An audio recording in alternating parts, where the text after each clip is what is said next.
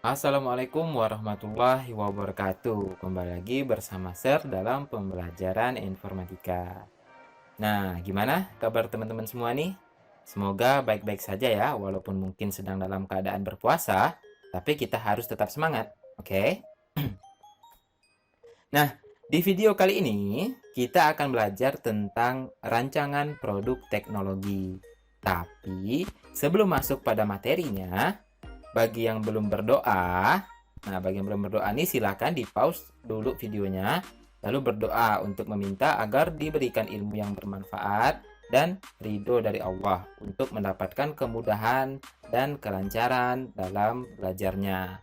Nah, yang belum berdoa, silahkan di pause dulu videonya ya. Baik, bagi yang sudah, yuk mari kita lanjut ke videonya. Nah, saat kalian dengar tentang rancangan produk teknologi, bingung nggak sih? Kayak produk teknologi itu apa sih? Terus rancangan ini rancangan apa maksudnya? Terus tujuannya apa dirancang-rancang seperti itu? Nah, apa jadi kok ini begitu rumit gitu? Nah, tenang aja. Jadi kita itu akan bahas semuanya secara ringkas dan jelas. Jadi simak baik-baik ya videonya. Nah, yang pertama, produk. Jadi menurut KBBI atau Kamus Besar Bahasa Indonesia, produk itu adalah barang atau jasa yang dibuat dan ditambah nilai gunanya.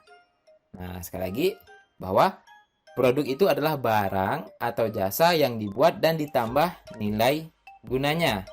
Jadi simpelnya itu barang atau jasa yang berguna, seperti itu.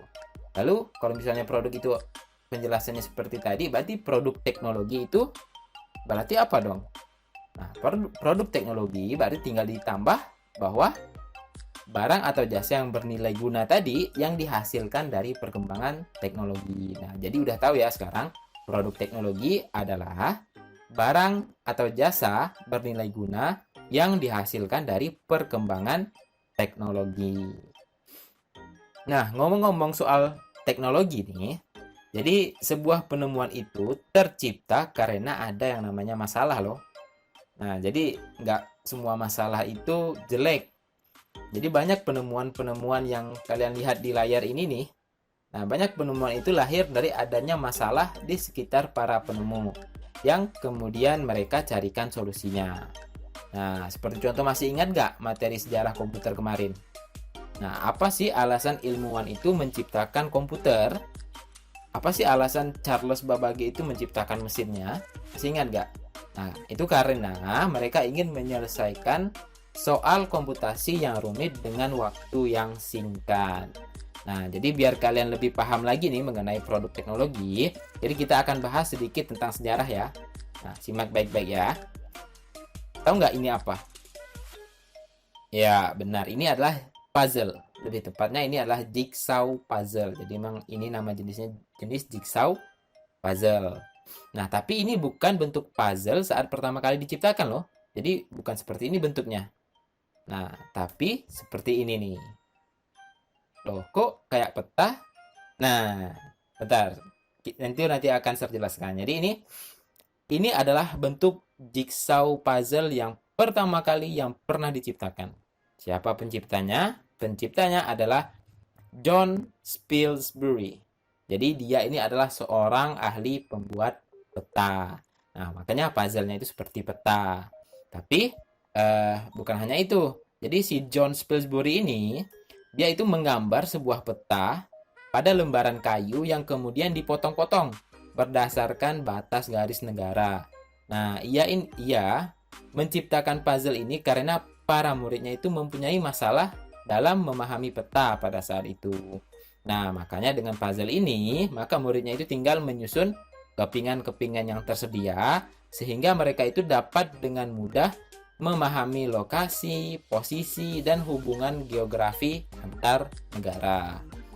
Nah, jadi coba kita tarik pelajaran dari Pak John ini ya.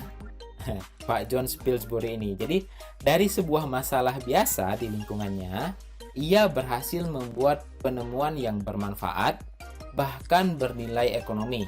Karena puzzle yang dia buat ini sampai sekarang masih sering digunakan oleh orang-orang, walaupun bentuknya bukan seperti peta lagi. Nah, berarti sampai di sini nih, jadi kita tahu bahwa sebuah produk yang baik itu adalah produk yang dibuat untuk menyelesaikan suatu masalah. Nah, di era digital ini pun, di era digital nih, karena kita hidup di era digital, ini juga banyak loh produk teknologi itu yang dapat menyelesaikan masalah dari penggunanya. Misalnya, ojek online. Nah, jadi teknologi ini memungkinkan kita yang dulunya susah banget cari abang Gojek, sekarang dimanapun kapanpun kita bisa minta antar dan jemput. Begitu juga dengan abang Gojeknya, yang dulunya susah banget cari penumpang, akhirnya bisa dengan mudah dapat orderan dengan bantuan aplikasi ojek online ini. Bahkan tidak hanya itu, antar jemput makanan juga bisa dengan menggunakan produk teknologi ini. Lalu satu lagi nih contohnya. Nah, pasti tahu nih ini apa nih. Jadi produk teknologi ini ya namanya adalah online shopping. Nah, online shopping ini dia menyelesaikan masalah penggunanya dalam hal belanja dan menawarkan barang. Nah, istilahnya bagi pembeli itu akan mudah dalam memilih dan membeli barang. Sedangkan bagi penjual akan menguntungkan mereka karena produk mereka itu dapat dilihat banyak orang di seluruh dunia. Nah, produk-produk ini nih adalah salah satu dari sekian banyak produk teknologi yang berguna dalam menyelesaikan masalah manusia. Sehingga kalaupun misalnya Bapak ingin jelaskan satu-satu semuanya itu nggak akan mungkin. Jadi waktu kita itu nggak akan cukup. Jadi ini Bapak ambil beberapa produk teknologi di era digital ini yang paling sering kita gunakan, yang tentunya dapat menyelesaikan masalah manusia. Nah, sekarang coba giliran kalian nih. Coba kalian lihat di sekitar kalian. Nah, coba nih sekarang lihat nih sekitar kalian nih. Lihat sekitar kalian. Apakah ada masalah sih yang bisa kalian selesaikan? Coba look around you. Ada nggak sih masalah itu yang bisa kalian selesaikan? Nggak perlu yang besar deh, cukup masalah sederhana aja udah cukup. Lalu, kalau misalnya ada, apakah kamu mempunyai ide nih untuk menyelesaikan masalah tersebut? Kalau masih belum dapat, coba perhatikan gambar berikut nih. Nah, coba perhatikan baik-baik gambar yang tampil di layar kalian ini. Gimana perasaan kalian saat melihatnya? Wah, parah kan? Ya, ini adalah masalah yang masih sering kita temui di sekitar kita, yaitu budaya membuang sampah sembarangan. Nah, jadi perilaku membuang sampah sembarangan ini sangat merugikan loh. Karena dia selain membuat lingkungan itu terlihat kotor dan tidak rapi, membuang sampah sembarangan juga dapat menyebabkan banjir dan pencemaran. Nah, jadi ini enggak banget ya. Nah, melihat hal ini nih, ada nggak sih hal yang ingin kamu lakukan untuk memperbaikinya? Nah, ada ide nggak sih kalau kalian melihat seperti ini, oh ini bagusnya diginiin nih. Nah, itu berarti jika ada, berarti kalian itu sudah termasuk cikal bakal para penemu hebat. Kenapa? Nah, karena kita juga bisa merancang produk teknologi untuk menyelesaikan suatu masalah. Jadi bukan hanya penemu-penemu itu yang hebat, kita juga hebat. Kita juga bisa merancang produk-produk teknologi itu untuk menyelesaikan masalah. Tapi bagaimana caranya? Nah, caranya kalian bisa menggunakan metode Design for Change atau rencana untuk perubahan. Nah, ini adalah metode yang dikemukakan oleh Kiran Birsetti, yaitu seorang tokoh pendidikan di India sana.